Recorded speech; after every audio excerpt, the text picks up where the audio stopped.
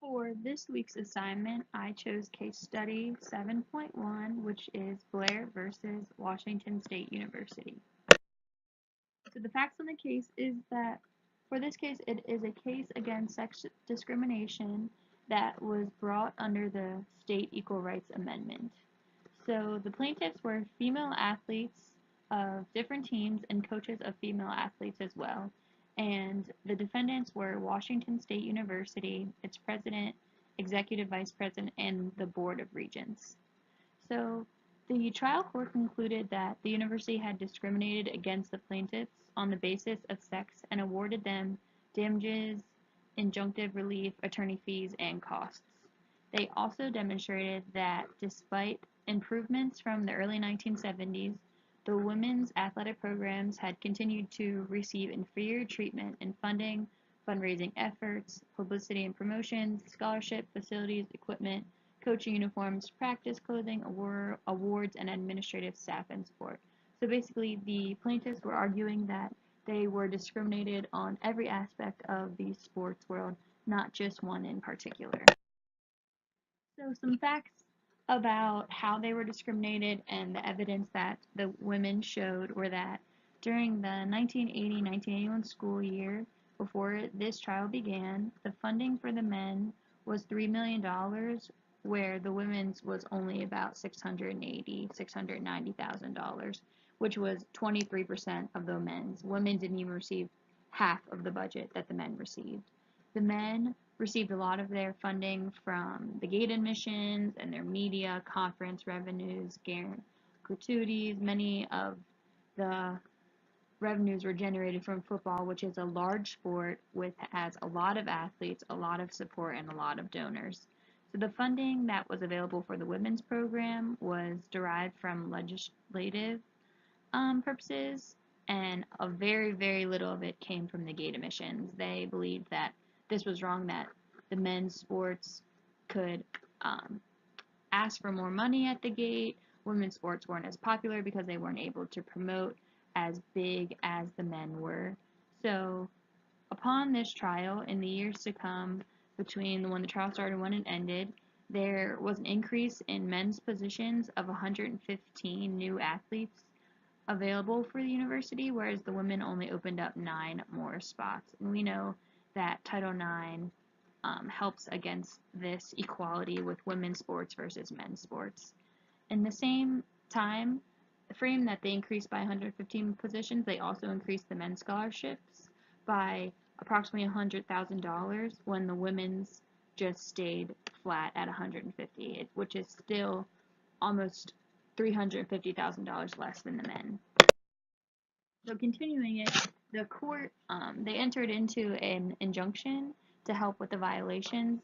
They ordered that the women's program must receive 37.5% of the university's financial support given to intercollegiate athletics during the year from 1982 to 1983, with a 2% increase each year until they reached the same percentage as the women undergraduates in that year, which was 44%. So they could increase by 2% every year until they reached a total of 44%.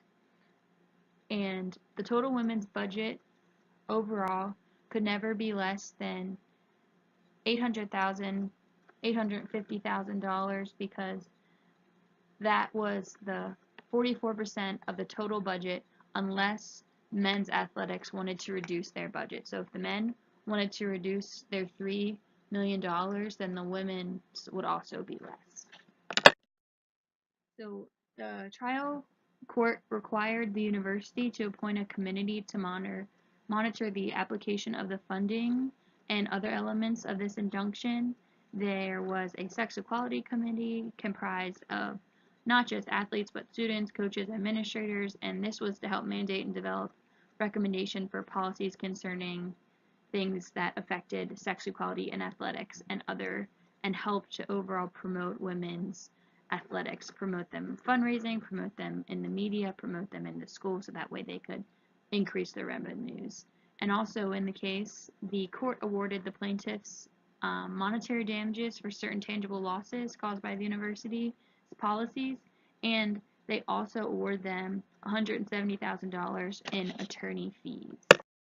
So the arguments on this case were the plaintiff wanted to examine the exclusion of the football team from the court's calculations for sports participation and scholarships. What the university did in this case was that they compared women and men's sports without counting football's participation because they believed that football had such a big part in the university that the revenue they bring in, the numbers that they have, and the promotion that they give the football team was on its own entity and it wasn't equivalent to what the other sports the school had to offer.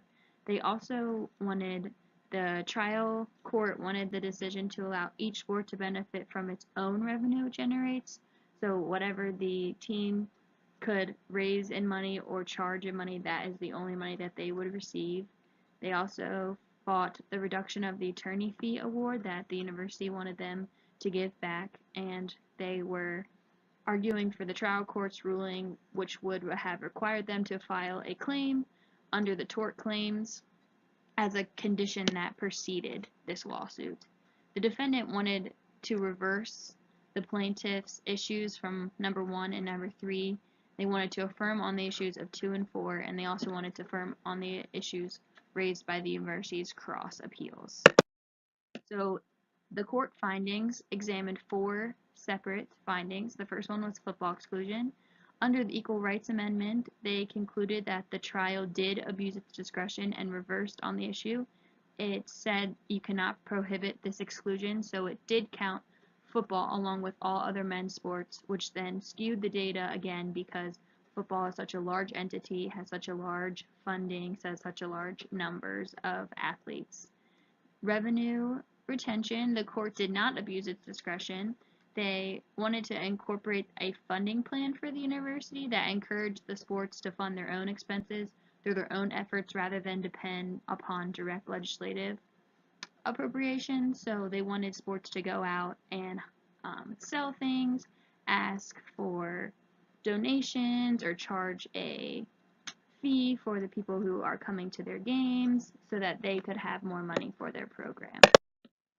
Continuing on, the reduction of the attorney fee, the trial found that 2 of the awarded costs were reasonable and necessary expenditures in the preparation of the trial and of the case. They said that the services that they performed were with and without an agreement in advance, so if anything that the attorney should be paid because they are representing a public interest group. And finally, the torts claim, the court decided that the plaintiffs must file a claim in the condition to bring out an affirmative decision for the rest of the court hearings, and this entire matter needed to be given up to a superior court to be under its continuing jurisdiction with instructions to take whatever further action was necessary in this court case. So implications for athletic/activities administrators. So when you have new funding rules that causes you to have new rules, have to monitor teams, have to make sure all the teams are getting funding equally and that they are able to afford new uniforms, practice uniforms, equipment, all at the same level as every other sport at the school.